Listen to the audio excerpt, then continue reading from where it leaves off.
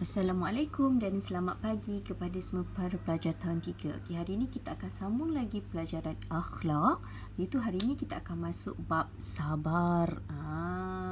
Bab sabar ni terutama bulan puasa, bulan Ramadan ni memang banyak sangat-sangat kena sabar. Sabar dengan macam-macam perkara, sabar dengan manusia, sabar dengan perintah Allah, sabar dengan macam-macam ujian. Okey, apa tu sabar? Okey, sabar itu apa? Pengertian sabar. Okey. Sabar ialah sentiasa redha dan tenang semasa menghadapi ujian daripada Allah Subhanahu Wa Taala dan tidak mudah putus asa apabila mendapat kesusahan. Kita sentiasa sabar.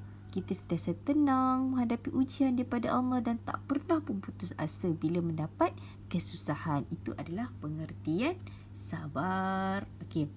Apa itu ciri-ciri sabar? Siapa tahu apa itu ciri-ciri sabar? Ciri-ciri sabar ni, sabar dalam mentaati perintah Allah Subhanahu Wa Taala, sentiasa redha segala kesusahan dan kesulitan yang dihadapi. Yang seterusnya, sabar ketika sedang marah, tidak mudah kecewa apabila gagal dalam sesuatu usaha yang dilakukan. Itu adalah ciri-ciri sabar. Sabar ni macam kita sentiasa taat perintah Allah. Allah suruh solat, Allah suruh apa? Puasa, Allah suruh taat kepada ibu bapa, semua kita buat. Kita buat dengan sabar. Lepas tu kita redha bila kita dah susah kan? Bila Allah uji kita dalam kesusahan, kita redha. Kita redha dengan apa yang Allah bagi kat kita. So, kalau kita marah kat orang ke, kita sakit hati dengan orang pun, kita sabar. Kita masih sabar untuk tidak mengeluarkan kata-kata yang kesat. Kita sabar. Kita sangat sabar.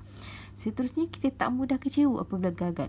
Kalau kita gagal dalam ujian, kalau kita gagal dalam peperiksaan, kalau kita gagal dalam hidup, kita tak mudah pun kecewa. Kita terus bangkit. Kita buat sesuatu kerana Allah. Okay. Dalam sifat sabar ni ada dalil, iaitu A'udzubillahi minasyaitanirrajim wala najziyanna alladhina sabaru ajrahum bi ahsani ma kanu ya'malun. Dan sesungguhnya kami akan membalas orang-orang yang sabar akan pahala mereka dengan balasan yang lebih baik daripada apa yang telah mereka kerjakan. Daripada surah An-Nahl ayat 96. Okey, daripada hadis Rasulullah SAW pun ada, iaitu daripada Anas bin Malik, sesungguhnya Allah Subhanahu Wa Taala telah berfirman, Inna Allah qala iza batalaitu abdi bihabibataihi fasabara awattuhu minhumal jannah.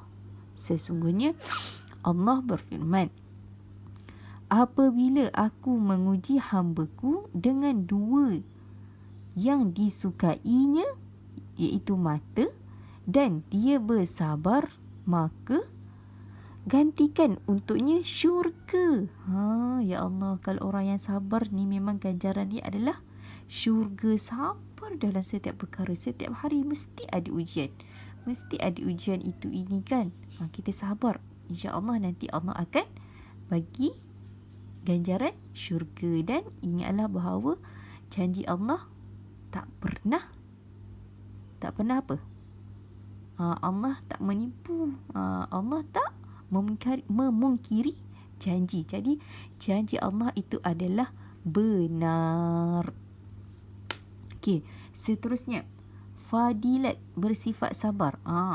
Apa kelebihan ni kalau kita bersikap sabar? Okey, apa kelebihan dia? Pertama, disukai oleh Allah Subhanahu Wa Taala dan Rasulullah Sallallahu Alaihi Wasallam. Allah suka, Rasul suka. Yang kedua, menambah keimanan kepada Allah. Semakin kita beriman. Seterusnya, disukai oleh ibu bapa, guru dan sahabat. Orang keliling kita pun suka kita. Mak ayah kita suka, cikgu kita suka kan. Seterusnya, jiwa sentiasa tenteram. Orang yang sabar ni hati dia tenang, bahagia. tak kelang kabut, tak resah.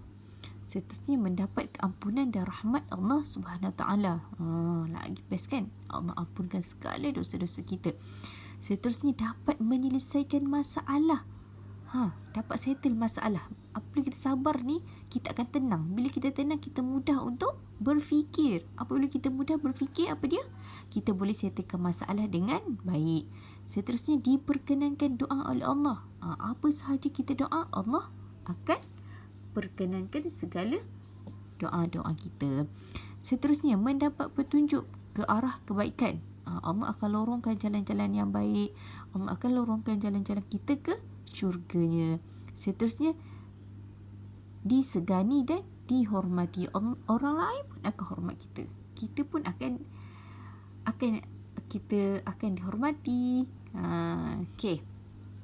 Seterusnya.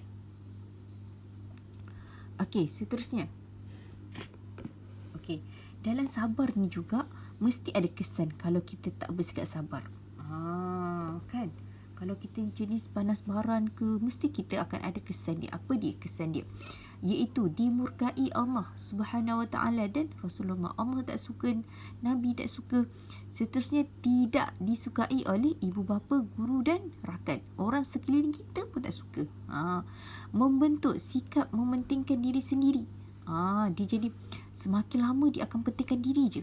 Kalau semakin setiap hari dia macam tu, memang lama-lama dia tak ambil tahu pasal orang lain. Seterusnya jiwa tidak tenteram, jiwa kacau, jiwa resah. Mestilah kita tak nak kan. Mesti kita nak selalu tenang, tenteram, bahagia kan.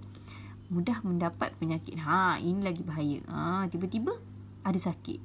Disebabkan kita tak sabar, kita sentiasa stres. Kan. Okey. Tahukah anda sabar ni sebahagian dari iman? As-sabru minal iman. Kalau kita bersabar ni, ia adalah sebahagian daripada iman. Seterusnya sabar merupakan kunci kejayaan. Kenapa sabar dikatakan kunci kejayaan? Sebab kalau kita ni sabar sangat-sangat menuntut ilmu contohnya kan, kita menjadi orang yang berjaya insya-Allah. Okey. Jadi hari ni Ustazah nak minta kamu semua buat latihan, iaitu Ustazah nak kamu semua buat latihan. Ustazah nak kamu tulis kat sini. Pertama, Ustazah nak kamu tulis pengertian sabar. Apa itu pengertian sabar? Tadi kita belajar kan, disebut sabar tu apa? Pengertian sabar. Dan kemudian Ustazah nak kamu tulis ciri-ciri orang yang sabar beserta dengan dalil sifat sabar. Okey. Ustazah ulang lagi sekali. Ustazah nak kamu tulis pengertian sabar. Yang seterusnya ciri-ciri orang yang sabar dan juga dalil sifat sabar. Okey. Itu saja untuk latihan pada hari ini. Ustazah nak kamu ulang tengok video ni supaya kamu faham. Okey, boleh semua? Assalamualaikum warahmatullahi wabarakatuh.